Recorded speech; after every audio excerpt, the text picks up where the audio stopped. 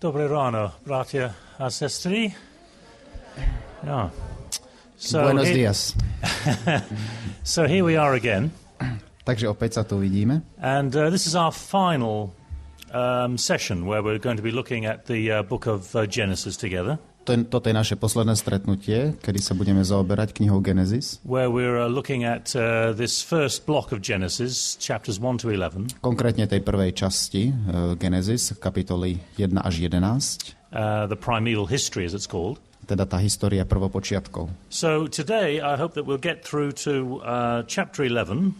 Dnes dúfam, že sa dopracujeme až ku kapitole 11. And also perhaps have time to anticipate what the next part of the Genesis story is going to be. A možno nám zostane i čas, aby sme sa zamysleli a predvídali, o čom asi bude tá ďalšia časť knihy Genesis. But before we get started this morning on something new, predtým ako začneme s niečím novým dnes ráno, let me first of all just say something about what I said in the first session yesterday. Musím sa ešte vrátiť k niečomu, čo som spomenul včera v tom prvom bloku.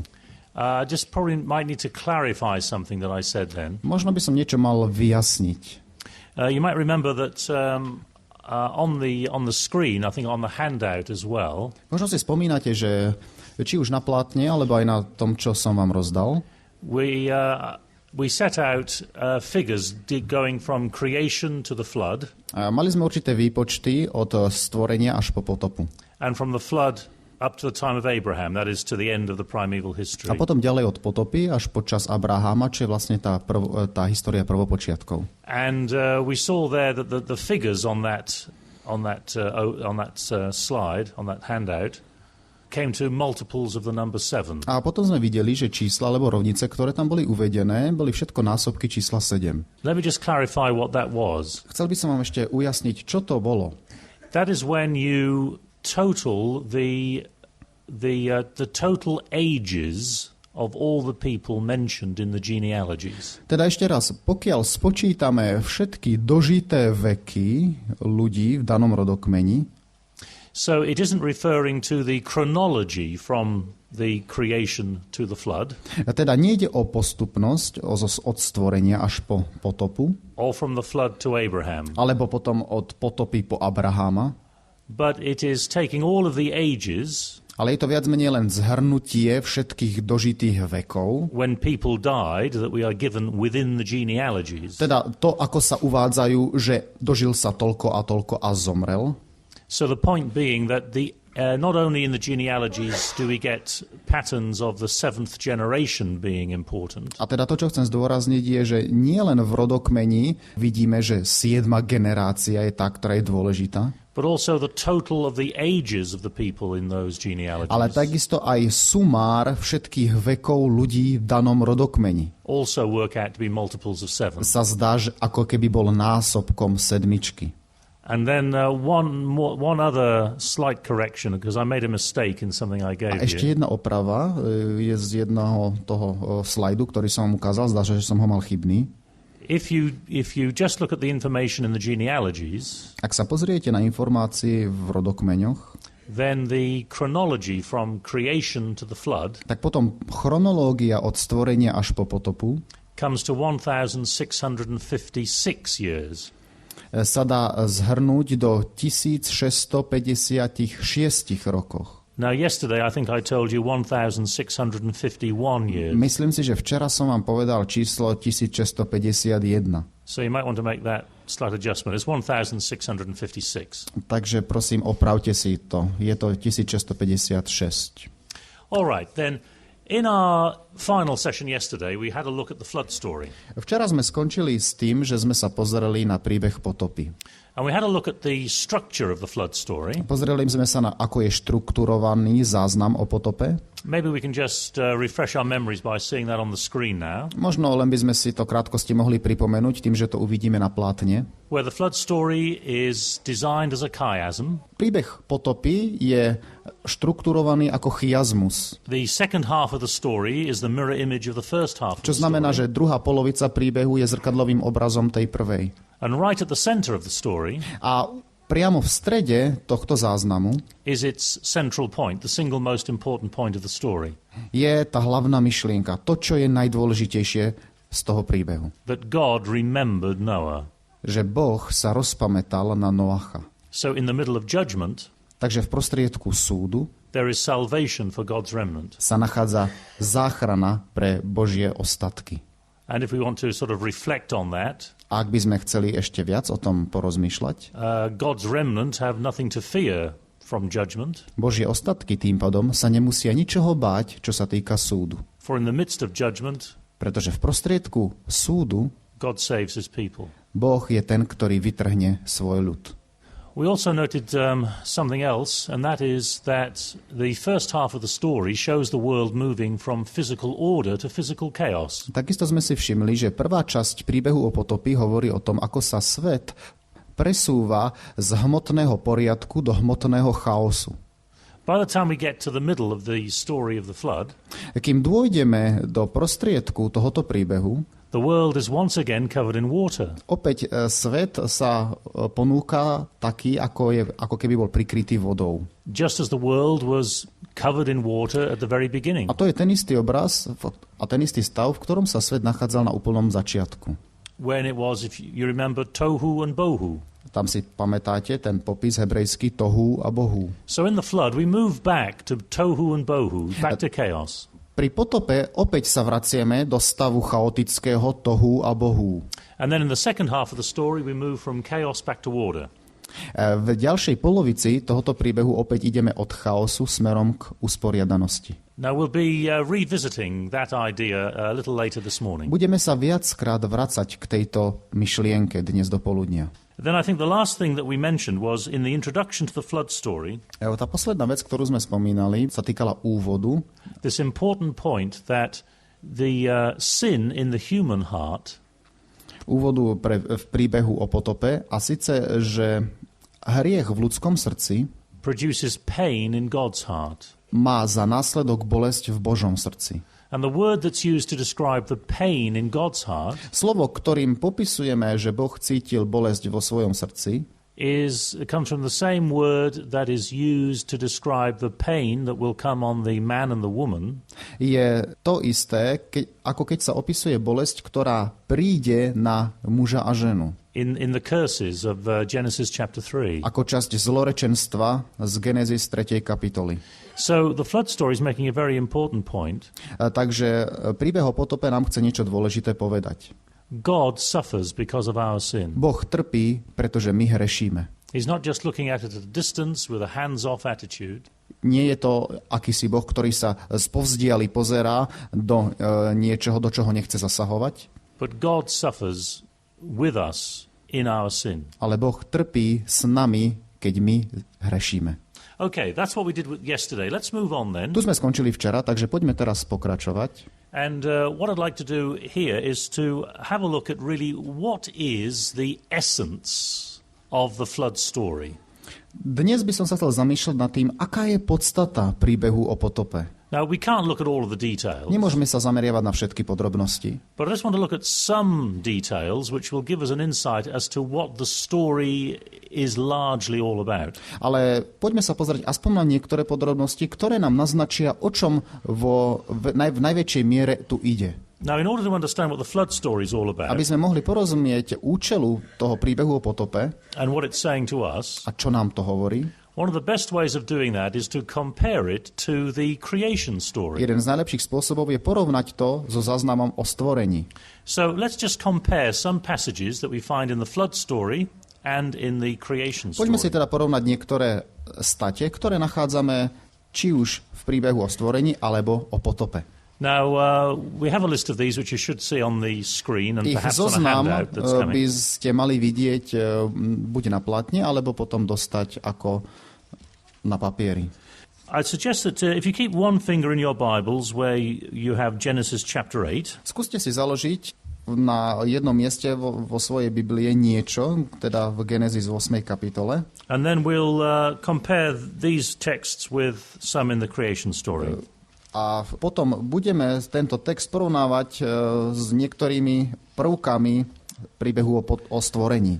So first of all, if we compare chapter 8 verse 1, takže ak sa pozrieme do 8. kapitoly a 1. veršu with chapter 1 verse 2, a porovnáme to s 1. kapitolou 2. veršom, Now in chapter 8 verse 1 it says that God made a wind blow over the earth and the waters subsided. 8.1 hovorí, potom sa rozpamätal Boh a na všetky poľné zvieratá vtedy dal Boh, aby vial vietor na zemi a vody začali opadávať.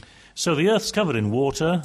Takže svet je prikrytý vodou. God sends his wind or spirit and the waters Boh pošle subside. svoj vietor alebo ducha a vody začnú opadávať. Which is what we had back in Genesis chapter 1 verse 2. Niečo podobné sme mali v 1. kapitole 2. verš. The earth was covered in water. Je napísané, a zem bola neladná a pustá, tma bola nad priepasťou, duch Boží sa oživujúci vznášal nad vodami. And then we have a wind or spirit from God moving over the face of the A potom waters. taktiež prišiel vietor alebo duch od Boha, ktorý sa vznášal nad vodami. That's what it was in the beginning. Takto to bolo na začiatku. And so here in the flood story we have a new beginning. A tak tu na príklade potopy, ako keby sa nám poskytoval nový začiatok. And then in chapter 8 verse 17, A tak v 8. kapitole, ďalej v 17. verši, I think there might be a mistake on the overhead. I think I may have put the first part of verse 17, but it's actually the second part of verse 17. nie je to prvá časť toho 17. veršu, ale v podstate má to byť druhá časť. Here the animals and Noah and his family have come out of the ark. Tuto už vychádzajú zvieratá s Noem a jeho rodinou z korábu. And verse 17 concludes, be fruitful and A multiply verš on the earth. 17. sa končí výrokom, budú sa plodiť a množiť na zemi.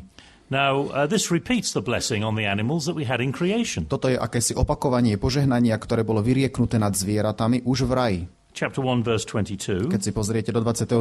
verša 1. kapitoly. God said to the animals, be fruitful and multiply. A Boh ich požehnal a riekol, ploďte sa a množte sa. So we get this repetition of the blessing at creation here at the time of the flood. Takže aj tu v čase potopy, alebo po potope, je akási repetícia, opakovanie toho požehnania daného v raji. Now the next comparison I have there is with chapter 8, verse 20. Ďalšie porovnanie je v 8. kapitole 20. verš. But I think we'll miss that one out for Ale now. toto preskočíme zatiaľ. Let's look at the next one. Ďalšie porovnanie Chapter 8, verse 21. je v 21. verši 8. kapitoly, Where it says in the middle of that verse, the Lord said in his heart, kde sa v prostriedku verša hovorí, že Boh si povedal vo svojom srdci, I will never again curse the ground because of man. viac už nebudem zlorečiť zemi pre človeka. Now you remember back in the creation account, Spomínate si, že keď sme hovorili o stvorení, chapter 2, verse 7, konkrétne v 2. kapitole 7. verši, the man was taken from the ground. človek bol vzatý zo zeme. Now something I didn't mention at the time when we were looking at Keď creation, sme sa týmto zaoberali, niečo som ešte nespomenul. but this is an example of a play on words in Genesis. Ale toto je príklad slovnej hračky v Genesis. The word for man Pretože slovo, ktoré označuje človeka, is Adam, alebo muža, je Adam. and the word for ground A slovo pre zem is Adama. je Adama. So Adam Takže Adam was created from the Adama. bol stvorený z Adama. And that play on words continues through this first few chapters of Genesis. A táto slovná hračka ako keby sa opakovala v týchto prvých kapitolách Genesis. So in creation, in chapter 2, verse 7, Takže v stvorení, v rámci stvorenia, v 2. kapitole 7. verši, Adam was taken from the Adama. Adam bol vzatý z Adama. The man was taken from the ground. Inými slovami, človek bol vzatý zo zeme. And now here, just after the flood, God says, A tu, tesne po potope, Boh hovorí, I will never again curse the Adama because of Adam. už nikdy viac nebudem zlorečiť Adama pre Adama. I will never again curse the ground because of man. Už nikdy nebudem zlorečiť zemi pre človeka. Coming down to chapter 9. Poďme na 9. kapitolu, And in verse 1, prvý verš. God blesses Noah and his sons. Tu Boh požehná Noaha a jeho synov. Be fruitful and multiply and fill the earth. Hovoriac, sploďte sa a množte a naplňte zem. Those words come directly from the creation account. Tieto slova opäť prichádzajú priamo zo správy o stvorení. Chapter 1, verse 28, Z 28. verša 1. kapitoly. where God said originally at creation, be fruitful and multiply and fill the earth. Kde Boh pôvodne stvorenstvu hovorí, ploďte sa a množte sa a naplňte zem. The same words also repeated in chapter 9, verse 7. To sú tie isté slova, ktoré sa opakujú i v 7. verši 9. kapitoly. So up to this point, the main point I'm trying to make Takže doteraz to hlavné, čo chcem vyjadriť, is that when we come to the flood, je skutočnosť, že keď sa zaoberáme a prídeme k potope, all kinds of details from creation are repeated, one after the other. všetky možné podrobnosti, ktoré sme už videli vo stvorení, sa opakujú. Let's just have a look at 2 or 3 more. Ešte sa pozrieme na 2 alebo 3 viac. Chapter 9, verse 2 Druhý verš 9. kapitoly says, the fear and dread of you will rest on every animal. hovorí, že vaša bázeň a váš strach bude na každom zvierati zeme. Now you remember back in the creation account, Spomínate si, že pri stvorení chapter 1, verse 26, v 26. verši 1. kapitoly and also 28, a v 28. verši tej istej kapitoly at creation, human beings were to have dominion over the animals. pri stvorení ľudské bytosti mali mať nadvládu nad zvieratmi.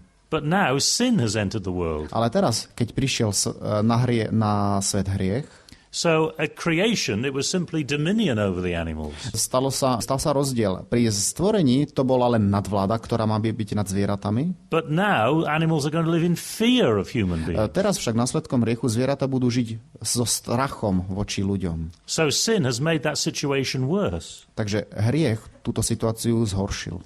Then if we have a look at chapter 9, verse 6, Ak sa pozrieme do 6. verša 9. kapitoly, the last part of that verse, posledná časť toho verša, in his own image God made humankind. lebo na obraz Boží učinil Boh človeka.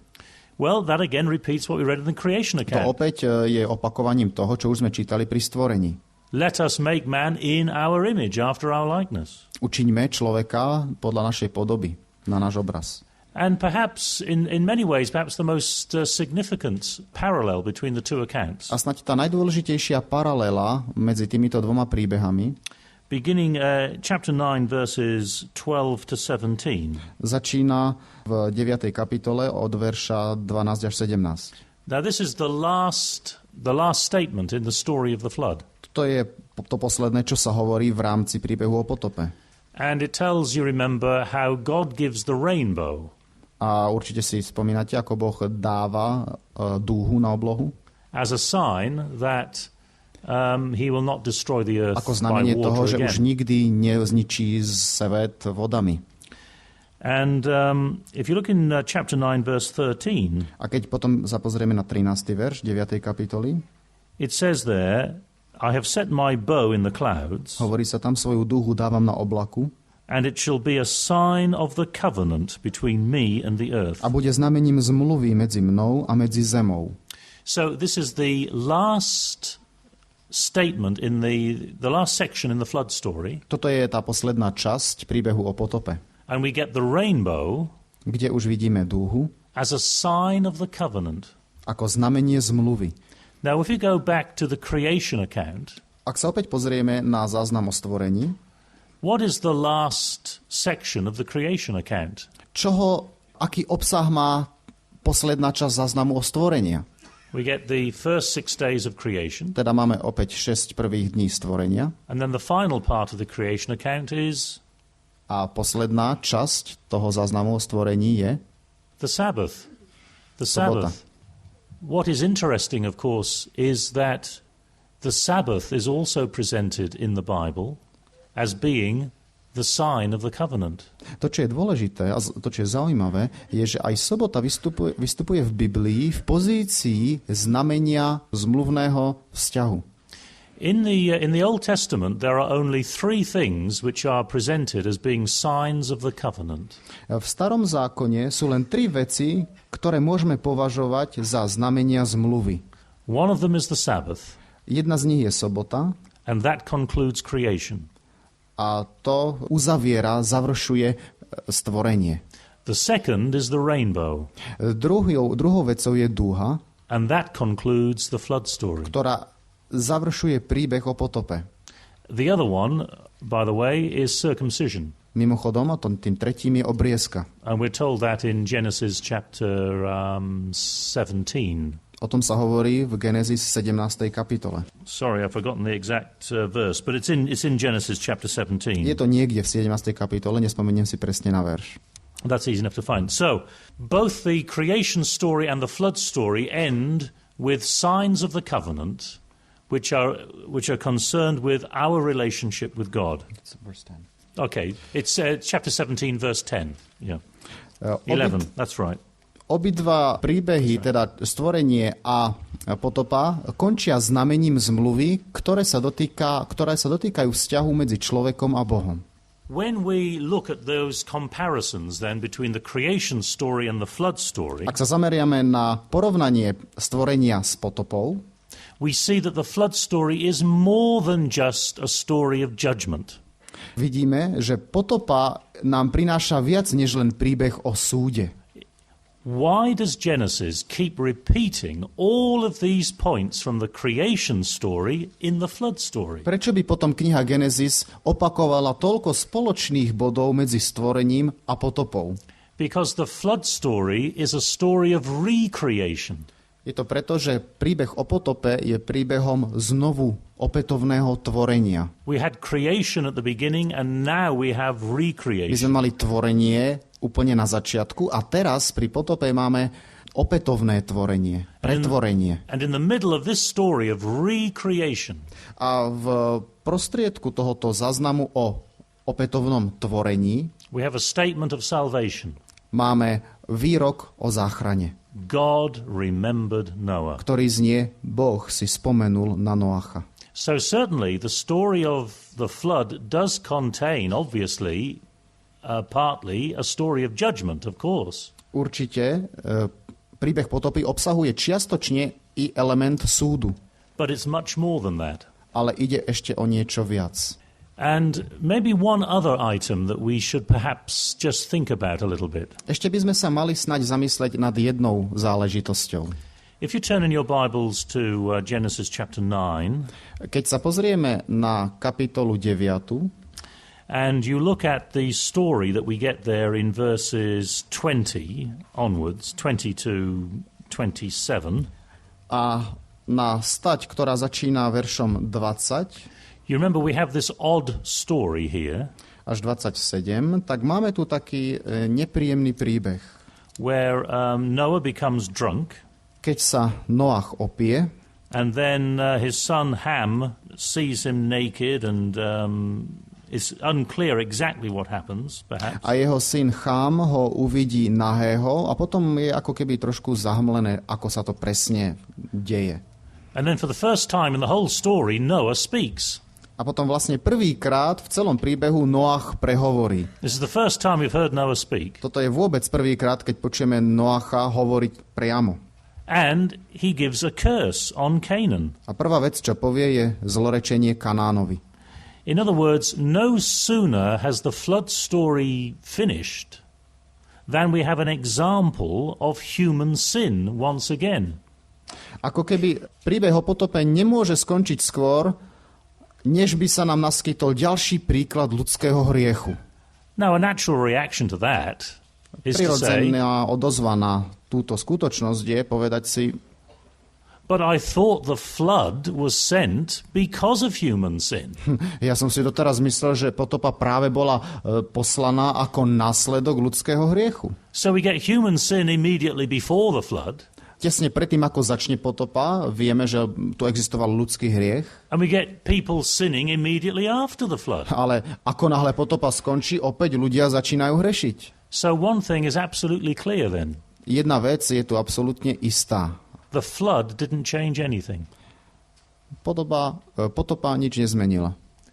The flood did not solve the problem of human sin. Potopa nevyriešila problém ľudského hriechu. It judged human sinners, Áno, odsúdila hriešníkov, but it does not provide a solution to the problem of human sin. ale neposkytla riešenie problému ľudského hriechu. Genesis is making a very important point. Genesis tu chce niečo dôležité naznačiť. The real solution to the problem of human sin To pravé riešenie problému ľudského hriechu is not found in judgment. sa nenachádza v súde.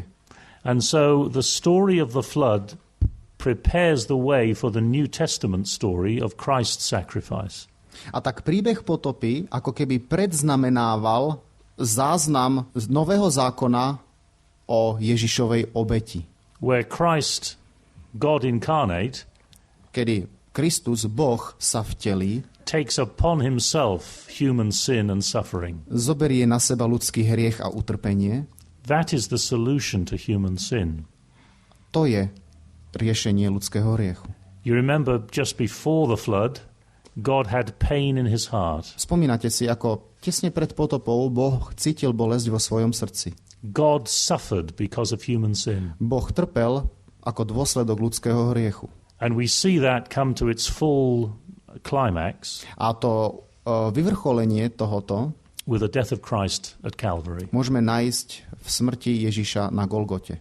Where God experiences more than just pain in his heart. Kde Boh už zakúša niečo viac ako len bolesť vo svojom srdci. Where Christ experiences the agony of death on the cross. Kde Kristus samotný na kríži zakúša agóniu smrti.